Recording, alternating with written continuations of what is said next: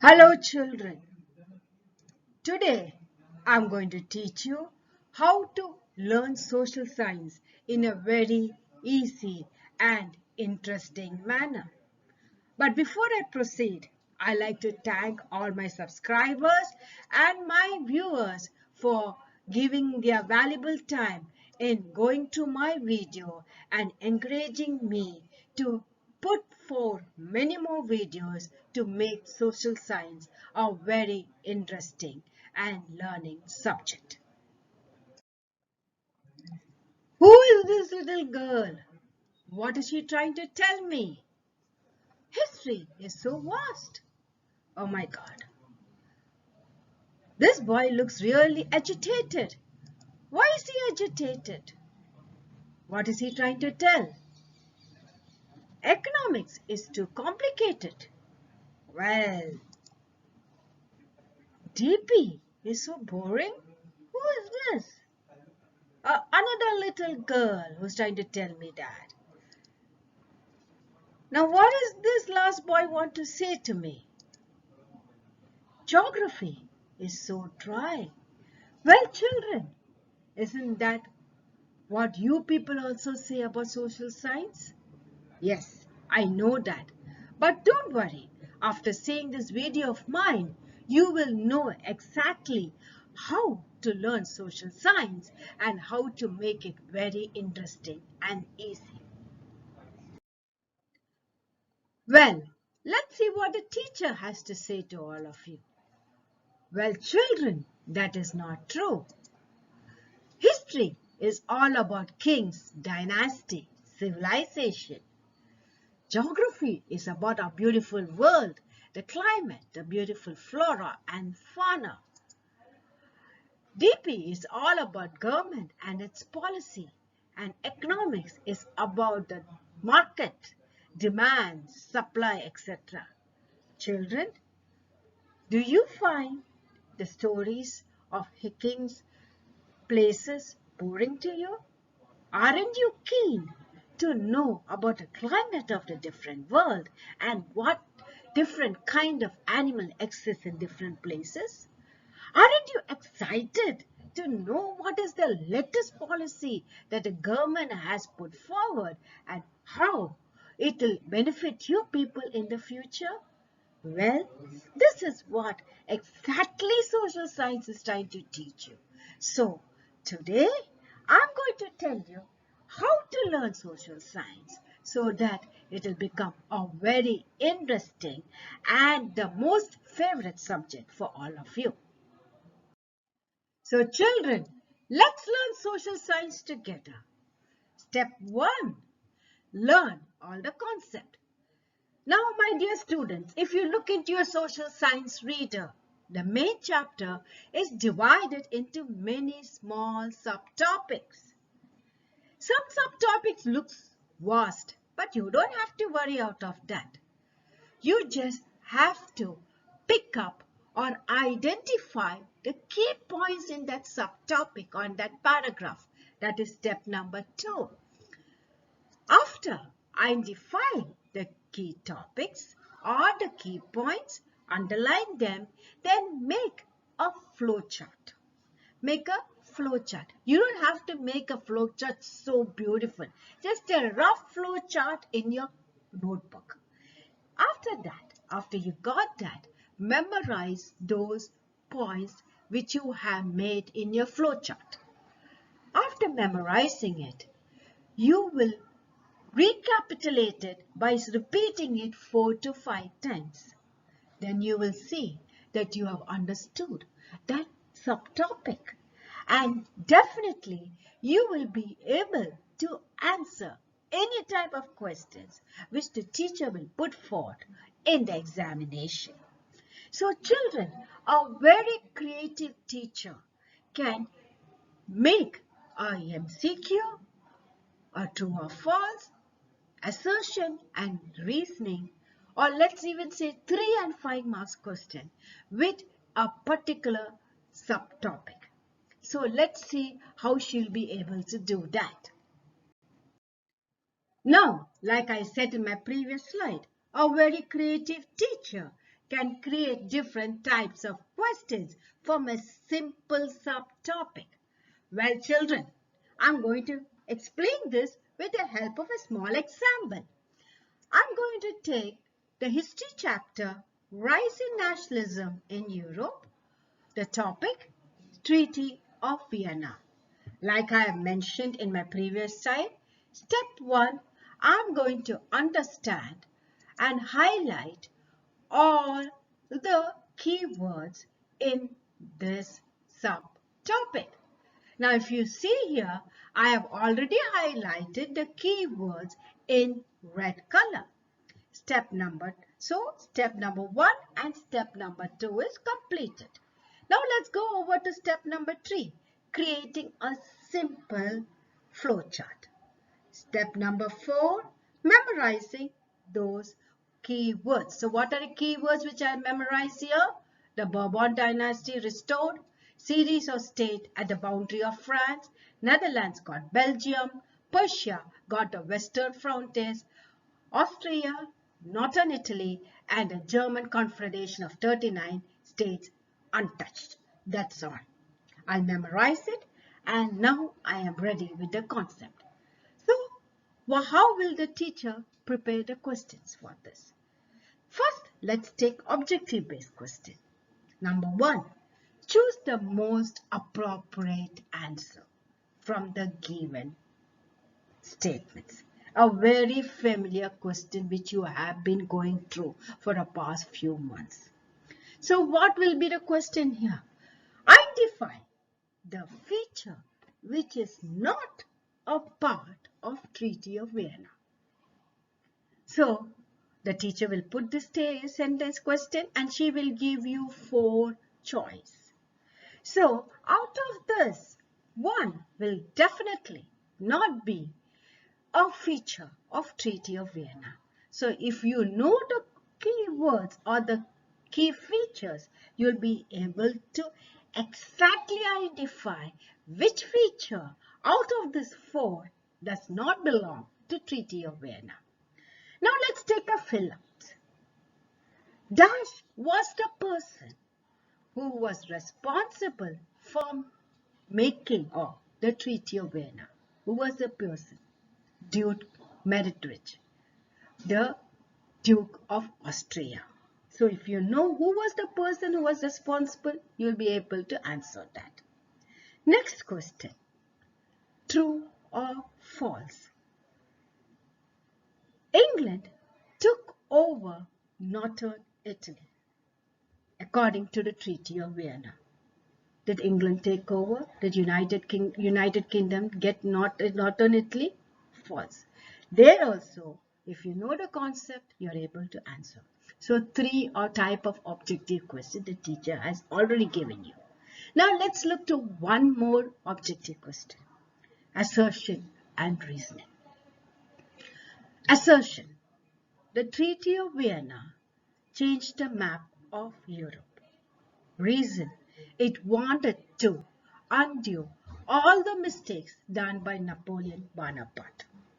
So here, is the assertion true? Yes, the assertion is true. What's the reason for the Duke to introduce Treaty of Vienna? To undo the mistakes done by Napoleon Bonaparte or get back the places conquered by Napoleon Bonaparte. So is the reason also true? The reason is also true. So the assertion and reason is true. Now you have understood both are true. Next step, what you should do, like I told you in my previous assertion based reasoning video, you should check whether the reason is the correct explanation of the assertion. Children, if you have not seen that video, please go back to that video and check it out. So here, the reason is the correct explanation of the assertion. So which will be your final answer? Both assertion and reason are true. And the reason is the correct explanation of the assertion. Now, next one. Let's take another example. Assertion. The Treaty of Vienna changed the map of Europe. Reason. it was done to make nation state. Now here, the assertion is correct. The Treaty of Vienna was said to change the map of Europe. Correct. Reason, was it done to form nation state? No, it was not done to form nation state. So the first statement is true, the second statement is false. So which choice will you take? The first one, where assertion and reason are correct and reason is the correct explanation? No. Second one, assertion and reason are correct and reason is not a correct explanation. That's not a correct, appropriate answer. Third one, assertion is correct, reason is false.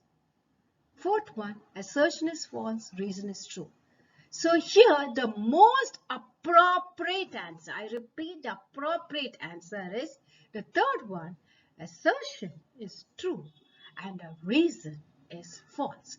So you see children, with a small subtopic, the teacher was able to prepare an MCQ, a teacher was able to prepare a fill-up, a true or false, and assertion and reasoning. Now in future, if the CBSE introduces a subjective type of question, what type of question can a teacher prepare out of this subtopic? Well, a simple 3 and 5 marks question. The map of Europe, the Treaty of Vienna changed the map of Europe. Do you agree or disagree? Justify this with reason. If she puts any 3, it's a 3 marks question. If she puts 5, it becomes 5 marks question. Or if you want to make it as a knowledge-based question, just write, state the features of Treaty of Vienna. That becomes a 5 marks question. So children, did you see, now did you understand how using a simple subtopic like a Treaty of Vienna, how the questions can be formed?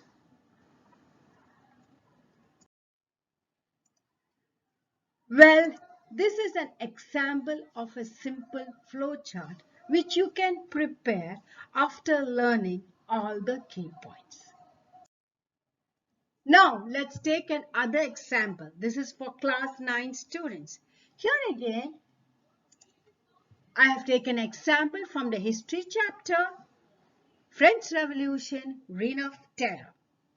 So like I mentioned in the previous slides, first of all, you have to identify all the key points, highlight the key points, then make a simple flow chart like this where you can jot down all the important key points. So in this slide, you can see that I have identified all the key points. I have made a flow chart. So what's the next step you should do? Memorize all these 5 points. Once this is done, you are ready to answer any sort of question. So let's see what type of questions the teacher can ask you here. The same way, he can ask you an assertion and reasoning, MCQ, fill-ups, 3 marks and 5 marks question. So from this you can understand, children, that by studying the concept clearly, by memorizing the key points in each concept, you will be able to answer any type of questions given in your social question paper. Now let's look at geography. Before I go into any particular chapter, you should all understand one thing. Map is very important here. All of you should be able to identify, locate and name the states on a political map of India. If you learn this, you will be able to answer any map questions that is given to you. Now let's look at the chapter Agriculture. For many of you, this chapter is very difficult. But children, let me tell you one thing. This is the most easiest chapter a person can learn. This chapter consists of very few concepts. Now, if you critically analyze, this chapter is divided into two. One is the different types of farming, such as primitive farming, intensive farming, etc. The second one is different types of crops that is grown in India. So the first half, you can follow the same steps or the same techniques which I mentioned in my previous slide. For the second part, that is the different types of crops that's grown in India, you can prepare a table like this, which consists of 4 rows. The first row consists of crops, the second one climate, the third one soil, and the last one place. Now, let's take the example of rice. Take the subtopic rice. What are the 4 key points you will find out? First one, the climate, that is high temperature, high rainfall, high temperature and high humidity, sorry. Second one, rainfall, 100 centimeters. Soil, alluvial soil. Place, north and northeast of India and the coastal plains. That's all. The same procedure you can use for wheat. Water, it needs cool climate at the time of growing. It needs sunshine at the time of ripening. Rainfall, 50 to 75. Soil again, alluvial. The places north and northwestern part, Deccan Plateau. So the most important crops which you should actually concentrate for exam point of view is rice, wheat, maize, tea, coffee, sugarcane, rubber, and cotton. 8. So if you are able to make a table having these 8 important crops along with their rainfall and soil and place, you would have learned 90% of this chapter. The next one is the horticulture. What is horticulture? Growing of vegetables and fruits. Here again, you can make a table with 2 rows. One row having the name of all the fruits and vegetables. The second row, the places. If you're going to identify the fruits and vegetables that's grown there, write it in the first row. Identify 2-3 places and write it in the second row. By memorize it, and there you know what all fruits and vegetables are grown in India. This will not only help you answer your fill-ups and the MCQ, but also help you in answering your map question.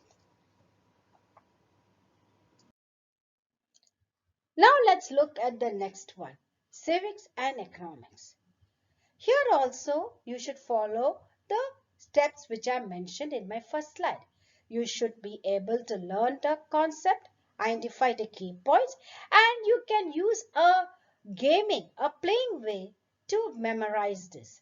Children, I have seen that you love playing X and 0. You make columns like this, which I've shown on the screen. You put X, the other child puts 0, then again X, and then if it comes in the same row or cross, you just strike out and say, yay, I have won the game. So you can use that playway technique here. Here also you can make crosses like this, and you can fill in each boxes the key points. So it is a way you play and you learn. So let's take the example of federalism. Here I have used the same gaming techniques, and here I have put, see, in each boxes I have put key points like this. Can you see the screen here? So by doing that, you will play and you will also learn, and this will help you memorize the key concepts much easier. So by using such techniques, you will be able to learn social science in a very easy manner, and you, like I have said previously, you will be able to answer any type of questions given in the question paper. Children, you must understand, each subtopic is very small and each subtopic has only 4 to 5 points to memorize. So if you use such techniques, social science will be the most easiest subject for you to learn.